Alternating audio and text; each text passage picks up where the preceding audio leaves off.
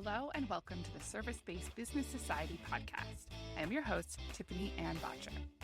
On our weekly episodes, we will dig into everything you need to know about scaling your service-based business without losing sleep. With my experience in creating over 7 figures per month and a passion for marketing, finance, and automation, this show will provide tangible tips and techniques for scaling your business. Let's get started.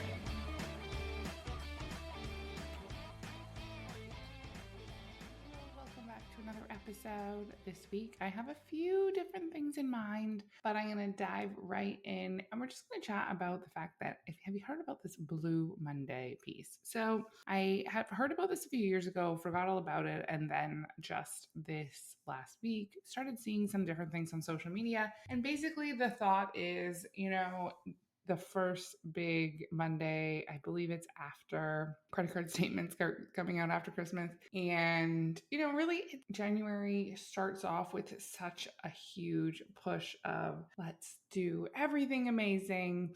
I often talk about for the last few years, at like 20, going back 5 or 6 years, it's like goodbye 2017, good riddance, welcome 2018, it's going to be amazing. And 2019, comes around and it's like, oh my goodness, 2018, you sucked, welcome 2019. And so you see kind of this long-standing pattern of really feeling this sense of renewal when it comes to January 1st, followed by reality that, hey, life is exactly the same as it was last year.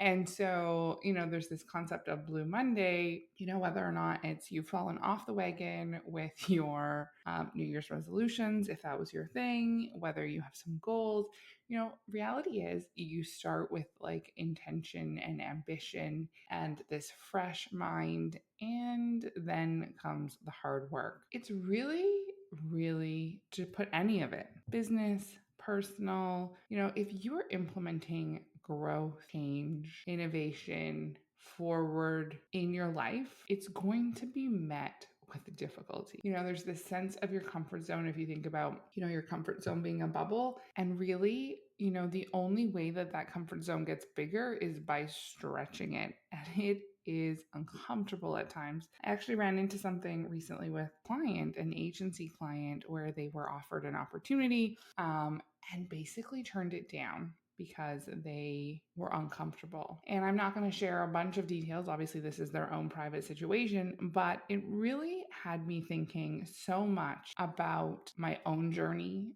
of discomfort. It had me thinking about what it meant for them for the future, and how making the choice to go with what was comfortable really does define part of your journey unless you make a intentional decision to change it. So, and we kind of start off with this discussion about discomfort and being willing to show up for your life, yourself, your business, and show up and be uncomfortable, because all sorts of beautiful and amazing things happen when you're willing to be uncomfortable. But it sucks. I think that there's this, it's not as bad as it used to be. Instagram always, of course, used to make everyone would share everything that was so easy and so perfect and so amazing, all well in the behind the scenes. None of that was true. And I think that there's been this shift into more vulnerable, open marketing, the transition from Instagram to TikTok. You have people with messy hair and no makeup and sharing authentically about the fact that not everything is bubblegum and rainbows.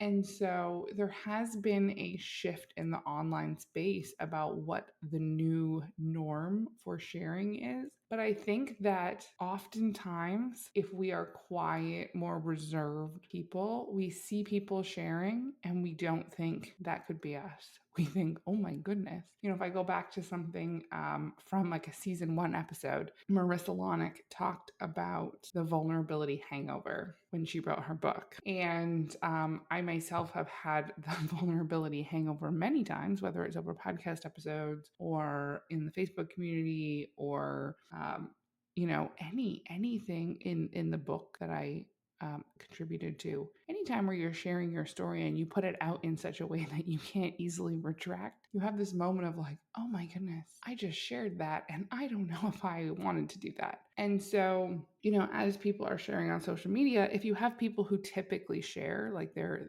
big vulnerable sharers, if you will. Those who don't identify that way often don't even think, oh, that could be me. They just think, oh my goodness. They go one of two ways.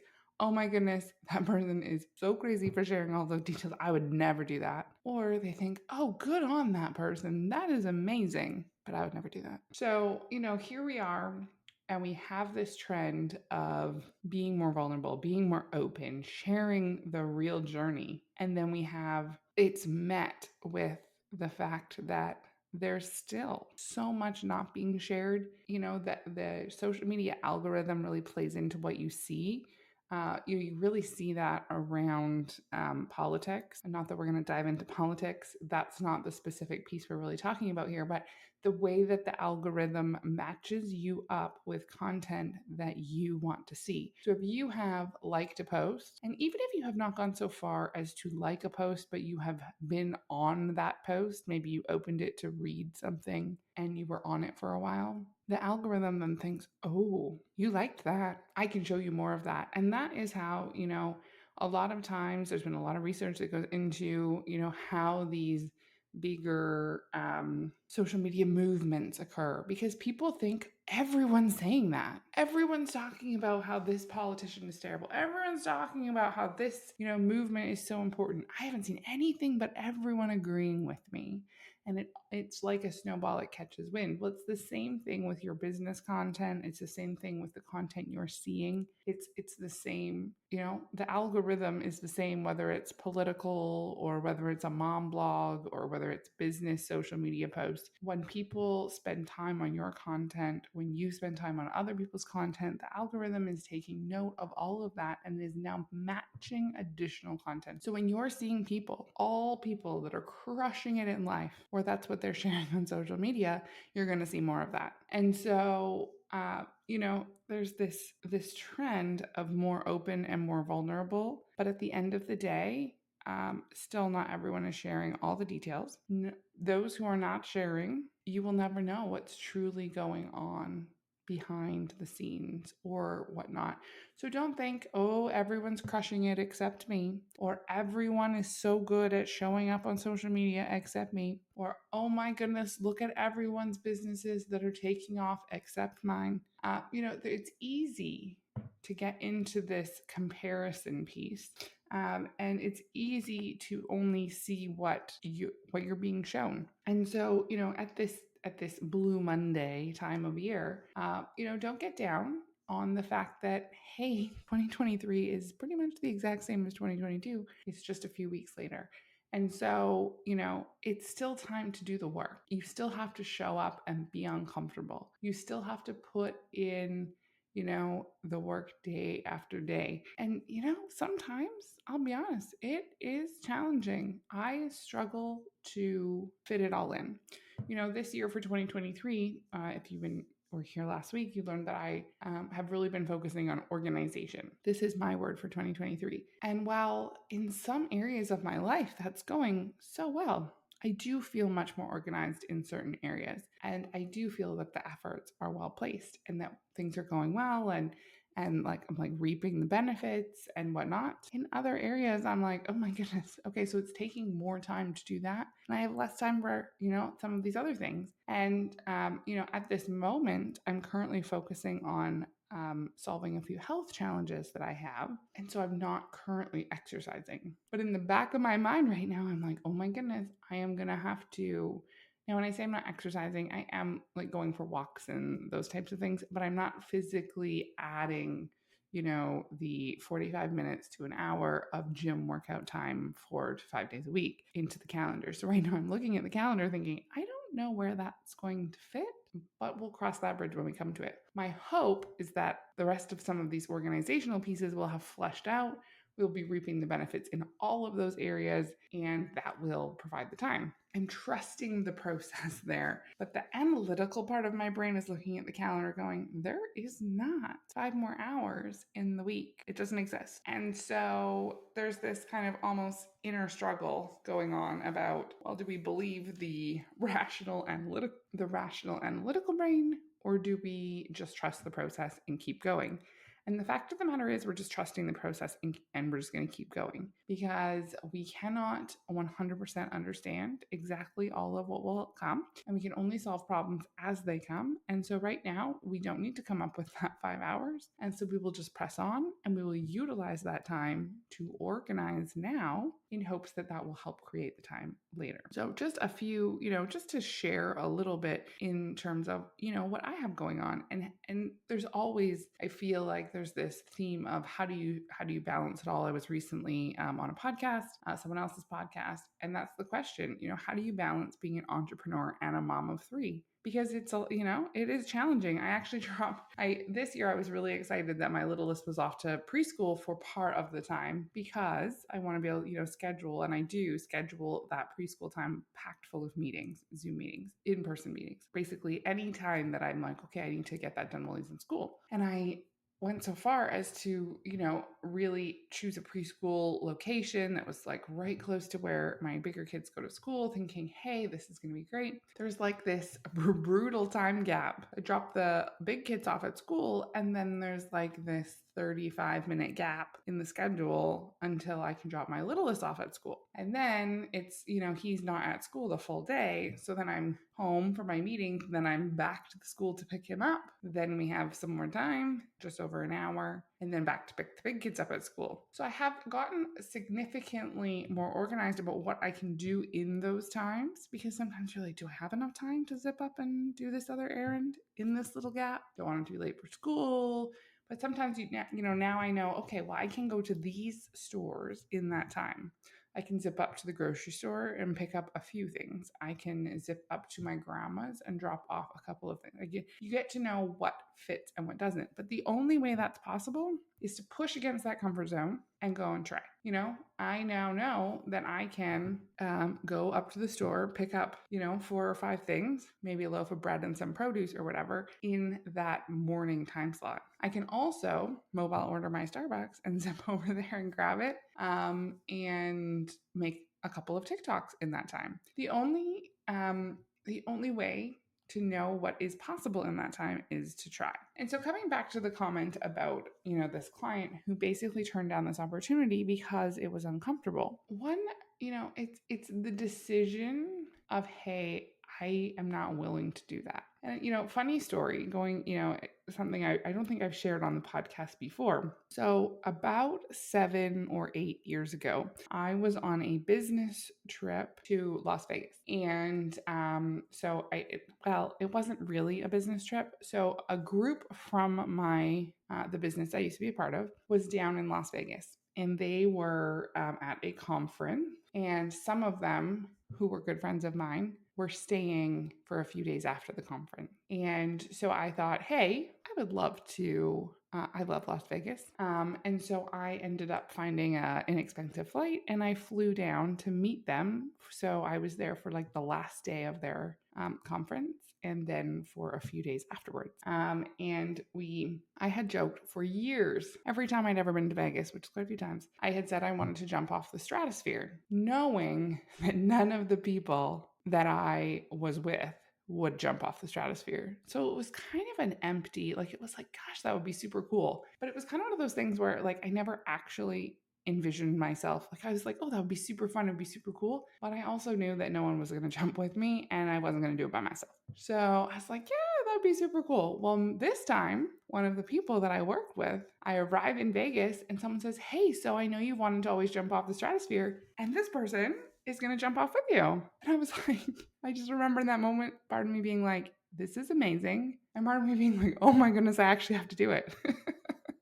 Oh, and in my mind now, I am visualizing jumping off the stratosphere. So if you, I don't know if it still is, but it's one of the tallest buildings in Las Vegas. It's like 600 and something feet, I believe. And it's a guided free fall. So you jump off the top and basically you're in this harness and all it does is keep you straight, but it doesn't speed control until right at the bottom. So then all of a sudden the brakes come on so that you don't go splat. Anyway, so there we are, and we're talking about doing it. So we show up the one night to go do this, but in my mind, I'm really thinking like, do you jump off? Do you like take a foot off? Like, do you take a step off? I'm trying to visualize how you take your body from this platform and how you jump off. And I can't do it. I can't. I'm like, if I take like a jump off, is that going to give me like more speed? I don't know if I want more speed. If I take a like 1 foot off, I'm like crooked. Am I like gonna, is that going to give me like a speed wobble? Like in my mind, I'm 100% overthinking this. Anyway, so we go up and it's too windy.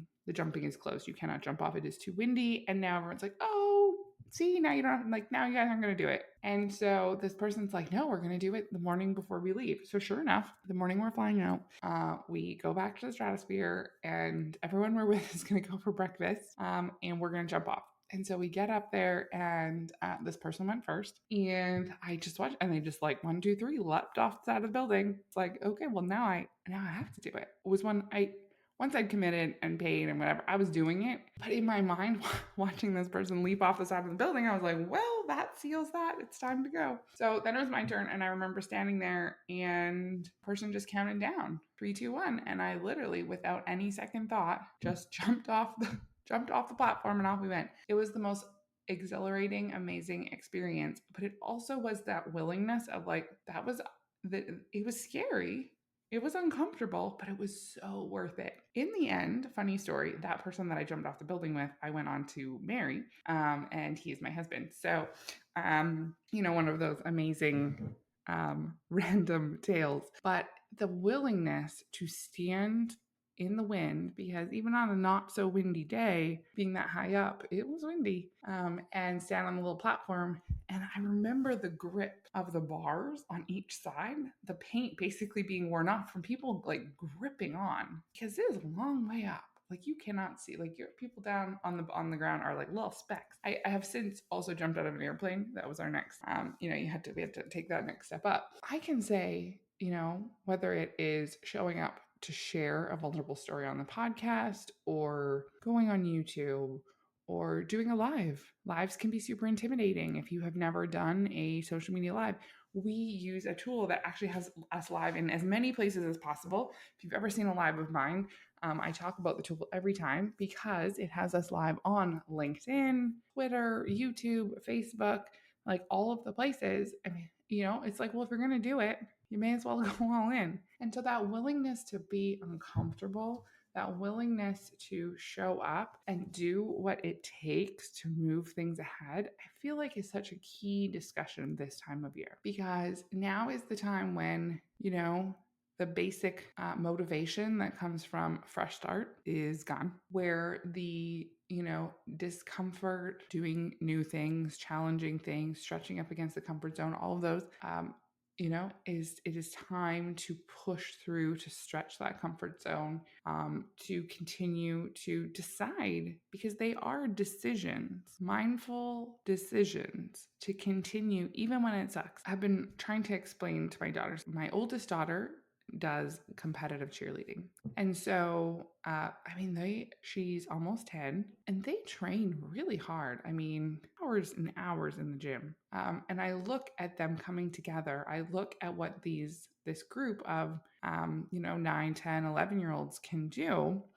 They were recently at a competition. Somebody had been injured about 10 days before. And the practices were messy. They made a bunch of changes. You've got, so bases are the people who are like lifting up the flyers in the air and whatnot. And they had a bunch of changes, people who had not been in that position before are now in that position. And, going into the competition, it was messy, messy, messy. I was nervous for them because I thought, they work so hard and this is going to be super discouraging and it really can't be avoided because it's an injury. Even in the warm-up area before they hit the floor, it was not going well. But you know what? That group of girls hit the competition floor and like pros, and they just got it done. Sure, it wasn't as perfect as as they would have wanted, but no major issues, no mistakes. I could tell the difference. Maybe someone who hasn't watched the routine hundreds and hundreds of times, maybe not. But it showed that ability to turn it on, to get the job done.